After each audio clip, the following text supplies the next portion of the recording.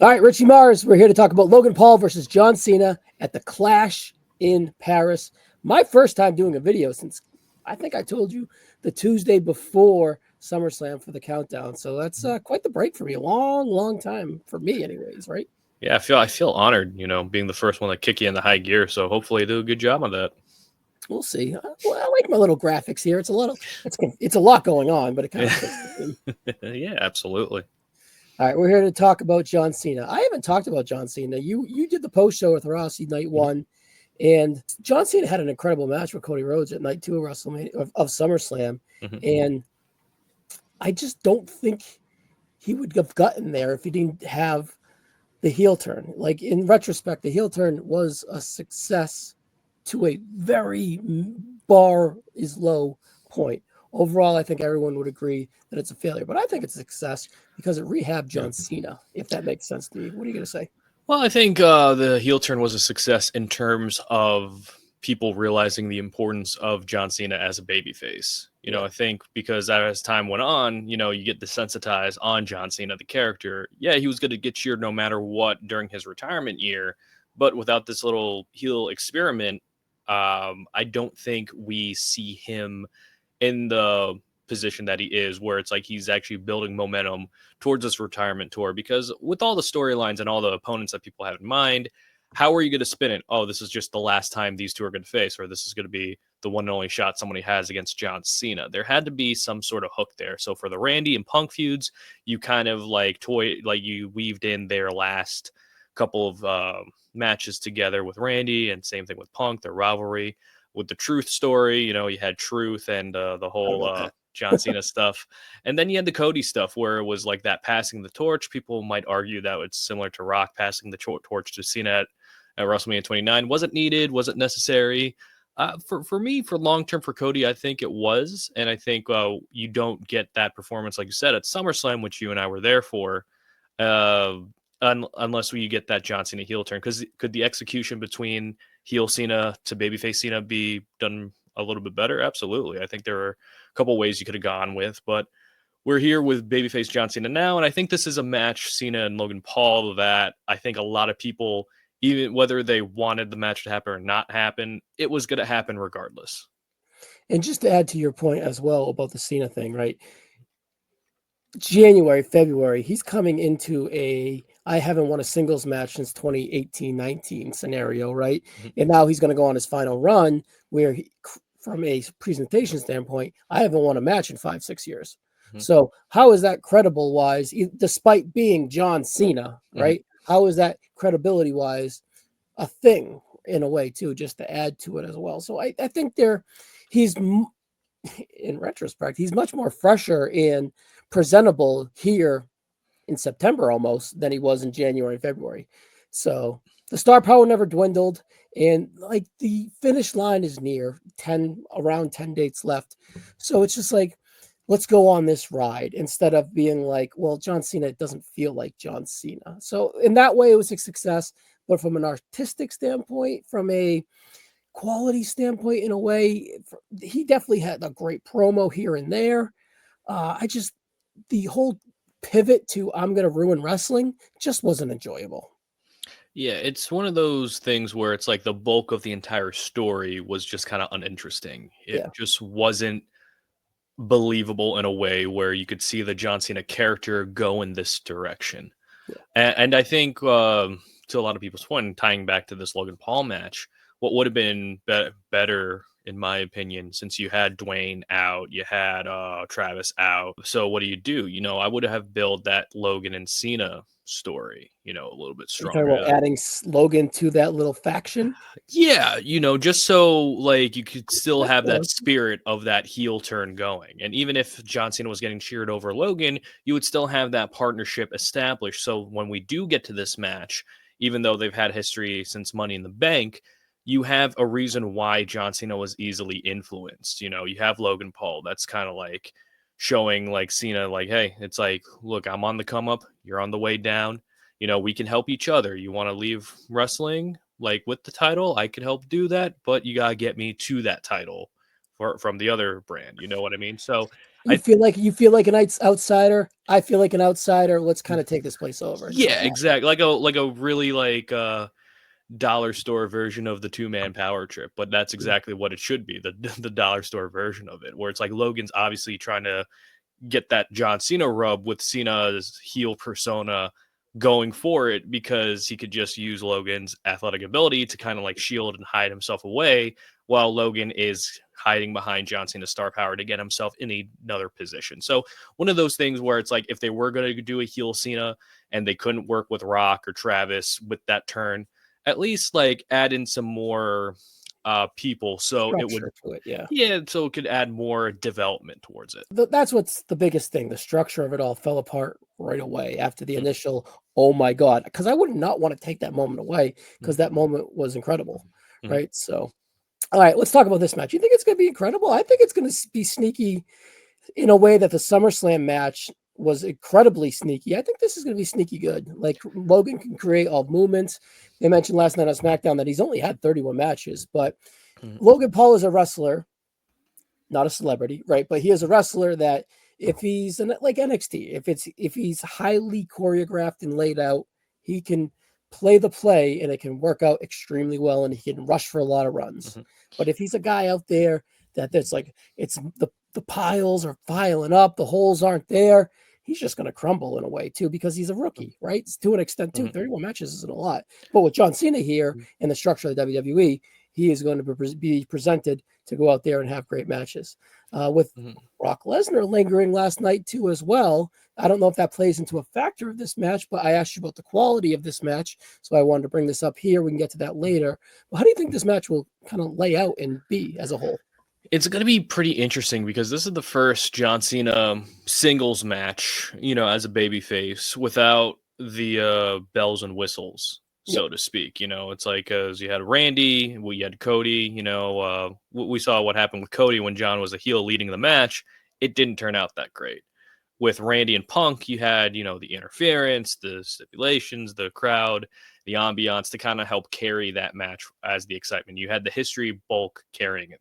With the SummerSlam match, you had the street fight aspect of it, where it's like, okay, they don't need to follow the traditional pattern. This one is more traditional. And when you have a choreographed style like Logan Paul, it's going to be interesting to see like how all that is going to be structured. I think it's going to be more in line with the type of match that we saw Cena have with Solo and Theory. But the different the difference is Logan like they're more confident in Logan's upside than they were Theory and Solo when Cena was facing them at that point. I mean, he's more exciting at his point in Yeah, the career if that structure's there, yeah, right? So, what I don't want from babyface John Cena is like to have the breaks in the matches where he gets corny and goofy and the whoa, you know, mhm, the over the top facials and the mhm, surprises. I liked when he was a heel, his demeanor was kind of straightforward. Let me see what kind of mhm, edge I can get from a mhm, cheating standpoint. I hope he's straightforward and see what kind of edge I can get from a a competitive standpoint as a babyface. I yeah, want him more hustle, loyalty, and respect instead of like zany running through the motions parody of John Cena here. Kind of to my point earlier on here, I hope that that character presentation and John Cena as a whole translates to in-ring action too as well, because it yeah. would always kill me Yeah, when he did that. because like you saw in his Rumble and Chamber performances, it just kind of looked like an over the top caricature of John Yeah, Cena. You know, where it's like again, Cena can't do much. Like we saw, like Cody was the exception, right? yeah. Because in that street fight, again, no rules. Like you can like color outside the lines a little bit. With Structure this, of a lot of callbacks and all that stuff too, right? Yeah. yeah, and it's like all the bells and whistles, you know, the Cody Vader, like all that. Like, but what Cena has been doing throughout this entire run, finisher spam. You Yeah. know, he can do that. Simple Cena. Yeah. Yeah, you know, he could do that and he could do that well. It's just a matter of structuring the match in such a way where the crowd doesn't find that tedious. And with Logan Paul and a lot of people saying, oh, it's a waste of a Cena match, again, it was going to happen regardless because WWE does see Logan Paul as a future top player, whether people like to admit it or not. And Logan is very good for his experience level, but again, it's one of those things now that there's not a lot of house shows anymore. He can't get the potential reps that would make him more of a complete star in a lot of people's eyes. And I feel like a lot of people would rather Cena be against like a Dominic Mysterio or AJ Styles, like he referenced in his promo on SmackDown. But as a match itself, I do think people are going to be very loud. It's Cena's last time in Paris. And I think it's his first time on a PLE in Paris as well. So people are going to be loud regardless. I think that's going to help carry and motivate the match forward. And I think the biggest thing about this match that's going to help carry it even more is the end of SmackDown. You had all this say to Cena. It's like, hey, I heard from Brock. And with Brock kind of looming about, Cena is just the name of Brock Lesnar had Cena distracted so much that Logan took advantage. And I think that's the story of the matchup, where Cena can be allowed to slip on a banana peel, so to speak, that's called Brock Lesnar, and then Logan would pick the bones. And then you have, for the foreseeable future, with Logan Paul saying, I defeated John Cena on his retirement tour, that brings him from here to here, and at least perception-wise to some of the audience. Yeah, I would like to see John Cena win more than not, because when he gets that Brock match at WrestlePalooza, I think he's probably going to lose, as he should, unless if they do that repeat in 2012. But I would think Brock's going to have much bigger things coming up than John Cena, and I would give that win to Brock Lesnar. War Games, you'd probably be on the winning team if he's in a War Games match, or maybe that's where he gets the AJ or Dominic match or something like that. And then Boston, who knows if it's Drew, Gunther, or someone that he's in his past in 2025, he faces there too as well. So that's 4 matches left that we can for sure think that he's going to have. Sprinkle in a Raw, sprinkle in a SmackDown, and then maybe even, who knows if he goes to Perth. I think he is advertised for Perth too. So so that's another one as well. So 5 matches left for Cena and about 11 appearances. So 10, yeah. Okay, so maybe I don't think he's going to have a match at every Raw or SmackDown, but maybe another Raw or SmackDown match. They'd be smart of them to say, this is John Cena's last SmackDown match. This is John Cena's last Raw match. And that's where you can slide in a Carmelo and AJ, someone in the mid card that wouldn't be worthy of a big PLE. So as a whole, I had tinge of saying disappointment, but as a whole, I think Cena's first 8 months have been a success. Like, I think he feels self-satisfied. The bar was extremely low because I keep harping into at the beginning, where he was in January, down and out as a character, hasn't won in 1,700 days. And then he's had a lot of good matches. I like the Orton match out of the heel run the Moch. And then in the babyface performance at SummerSlam was incredible. So he has 2 very good to great matches, 2 all-time matches. So there's definitely there to have success. And again, the Punk promo, the promo with Cody before WrestleMania, he's had some legendary promos too as well that he's always had through his career. So overall, I think it's a success. And I think they have a real good chance of landing the plane here in the final 4 months here of 2025 until he's done. Unfortunately, he's done. 5 matches, man. That's crazy. Yeah, it's just one of those things where it's not going to fully hit until he's actually gone.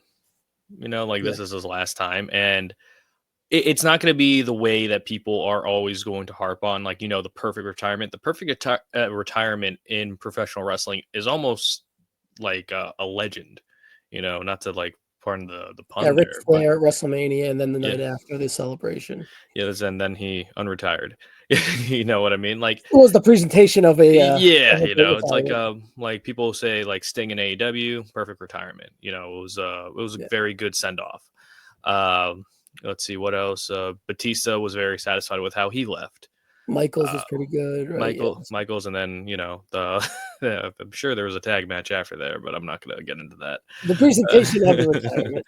There's a presentation, but when John says he's done, I believe that he's done because he's still emerging within the Hollywood system. Oh, he's going to blow up. Yeah, especially because with Peacemaker getting tremendous reviews, it's only a matter of time before we see him in different arts and different movies and possibly even different television shows in general.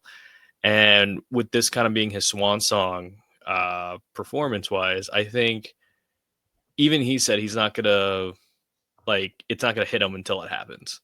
And with this retirement and with Clash in Paris, I'm hopeful that it will be one of his better performances. I think Cena even said himself he likes Logan.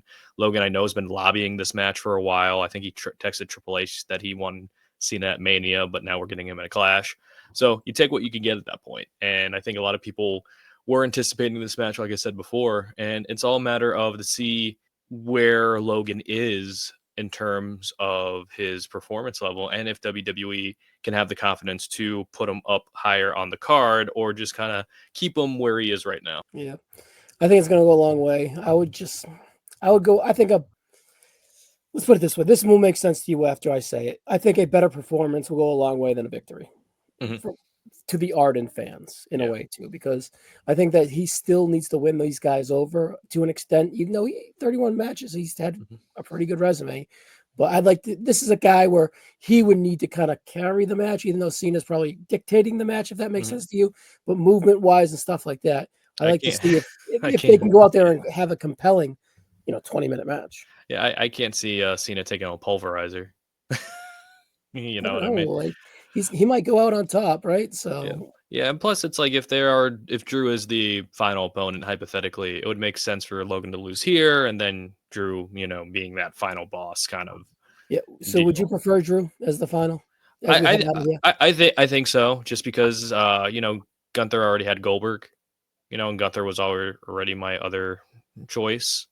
Gunther's my choice with Drew as the Yeah. second. Yeah. Yeah. So it's like I think Drew would like gain a lot, a lot with it as opposed to Gunther. Like Drew's already made, but I could see, him being ticked off like with Randy, with Cody, and then you get to December and Drew getting the win over Cena. It kind of cements Drew as like the top heel. Yeah.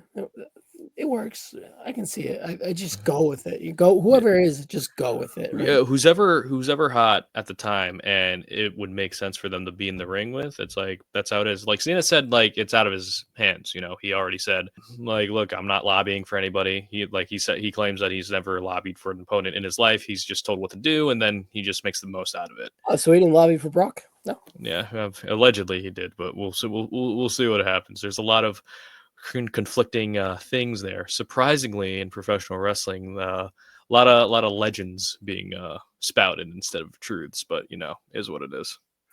All right. Prediction. I'm Mhm. still gonna go Cena. I think Cena should win. Yeah, I think Cena should win. Will he win? I don't know. I don't book, but honestly, I could see that they want like a visual like image, and I could see Logan getting the win and how the Paris crowd is just going to be raining boos. I think like Logan does like the shock win here, but I wouldn't be surprised if Cena gets the win and then Brock, attacks afterwards. Yeah, that could work. Either way, so you think we get Brock regardless? Yeah, I think we get Brock, and then after that, it's the road to Palooza. Palooza. I, WrestlePalooza sounds cooler than Palooza. I Cool. don't All right, know Richie. why. It was fun, buddy. Thank you. Yeah, no problem.